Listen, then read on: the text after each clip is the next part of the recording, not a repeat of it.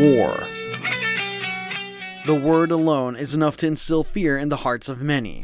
However, did you know that there are many institutions and individuals that actually profit off of wars happening around the world? In today's video, we're going to be talking about lucrative warfare and the benefits of war. Intrigued? Stay tuned, because this is Fraud Explained. And to enjoy more videos, subscribe to our channel and click the notification bell, or else I'll be looking into you too. This may come as a shock for some people, but for the last 14 years in Jordan, huge tents are set up in the middle of the desert where they have a massive trade show for war. The name of the trade show? The Special Operations Forces Exhibition, or SOFEX for short. The Special Operations Forces Exhibition is hosted by Jordan's King Abdul II, one of America's only allies in the Middle East. It is the world's largest special forces expedition where people all over the world can come to see and purchase arms and different kinds of weaponry. Imagine a trade show for cars where every type of car you've ever dreamed of seeing is set up on their own pedestals for all to see. It's like that, except what you're going to see is guns, tanks, and ammunition of every shape and size. Nearly every general in the world attends the trade show, possibly in hopes of catching a glimpse of the latest inventions for warfare, and perhaps to purchase some for their respective nations. You could even mix and match different weapons in order to create your own weapon systems, something that many people from all over the world have actually been known to do.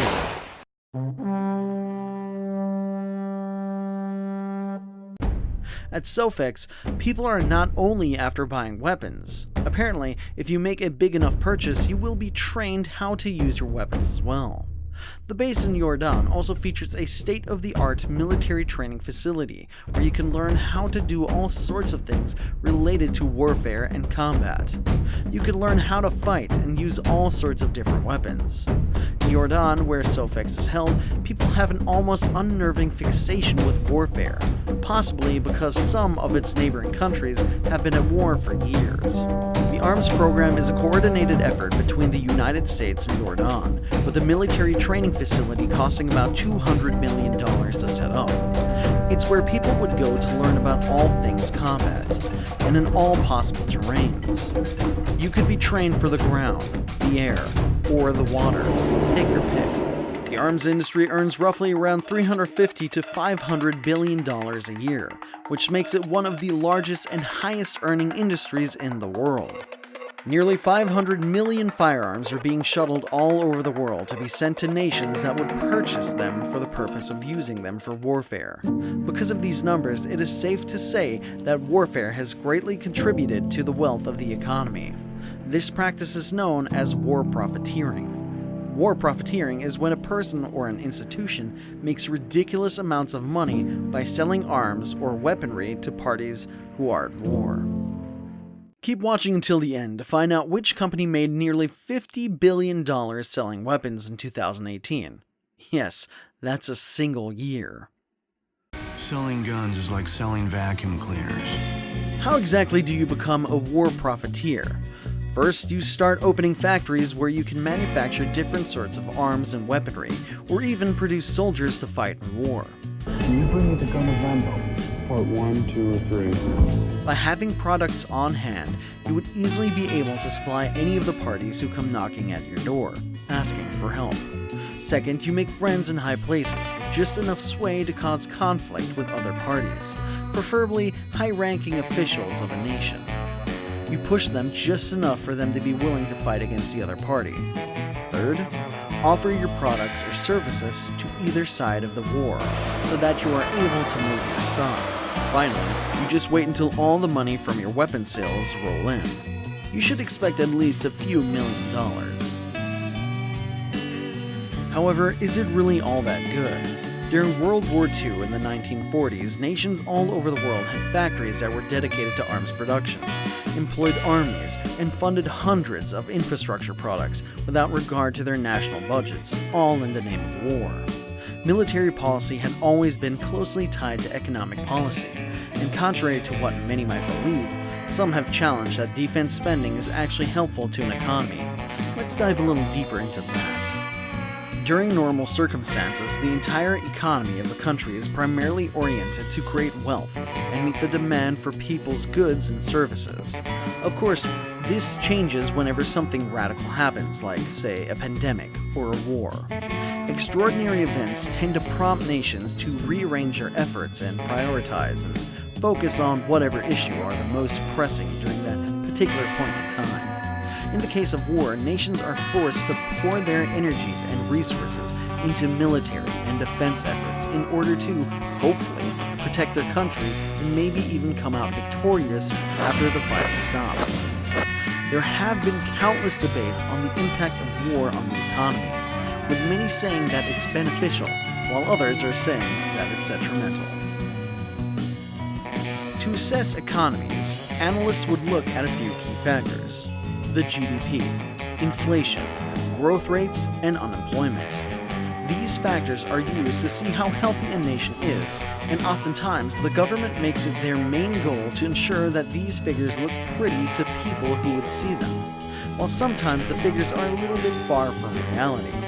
The government usually makes it a priority to, at the very least, project a sense of stability and prosperity for the sake of image. Now, what does all that have to do with war? Well, one of the factors, unemployment, could be somewhat easily combated by employing more people into the military. Military recruitment is a big deal in a lot of countries. Sometimes it's even mandatory. People tend to see joining the armed forces as a great opportunity for young men and women all over the world, because not only are they able to attain employment, but they're also able to receive training for a wide variety of skills. Joining the military can be considered as some sort of a welfare program for the men and women who might otherwise have to search for entry-level jobs in the job market. Military work seems like a more attractive offer. As a bonus, countries are ensured that they will be protected well by those who are introduced into the military program. If you look at GDP figures during times of war, you might see them increase. This is largely due to the nation's spending to fund military war efforts. They need to be able to produce weaponry, rebuild infrastructure, and ensure citizen welfare is being upheld. To do that, nations would have to shell out a ton of money. Naturally, the GDP would rise.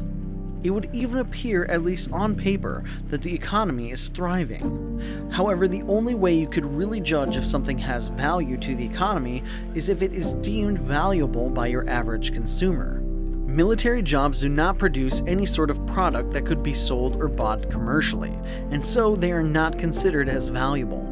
Additionally, war often comes with huge losses in terms of human capital. This could hurt a nation deeply, because apart from losing consumers who would benefit from the economy and vice versa, it would also lose out on people who are also able to contribute to society as a whole. So why do people still patronize the business of war? The answer is simple. This is because it is very profitable. It may not be known to many, but a lot of companies and nations actually benefit from warfare. In 2011 alone, 100 of the world's largest contractors made a whopping $408 billion by selling arms and weaponry, with 10 of those companies exceeding the billions mark. The United States, which by far has the largest budget for military expenditures than any other country in the world, contributes greatly to sales made in the name of warfare. Two of the companies that make the most money off of war are Boeing and the Lockheed Martin Corporation. You're probably familiar with Boeing for its production of commercial aircrafts, but Boeing has actually been at the top of the aerospace, satellite, and tech business since it was founded 103 years ago. Their profits for the fiscal year of 2018 were relatively low compared to other similar companies, but their sales related to warfare, like arms and military services, amounted to roughly $30 billion. Boeing may make most of its money from the production of commercial aircraft, but 29% of the revenue came from defense contracts. The company makes close to 1,000 planes per year, so just imagine how much weaponry they would be able to make should they decide to make the shift from producing commercial aircraft to producing arms and weaponry. The Lockheed Martin Corporation was known as the company that profited the most out of the war in 2018. They made a whopping $47.26 billion in arms and defense contracts, which makes them the largest military and defense provider, beating out anyone else in the game. Back to the United States military spending. 70% of their sales were actually acquired through their facilitation of contracts with the United States. About $39 billion of the United States national budget was used to purchase equipment for warfare. Let that sink in.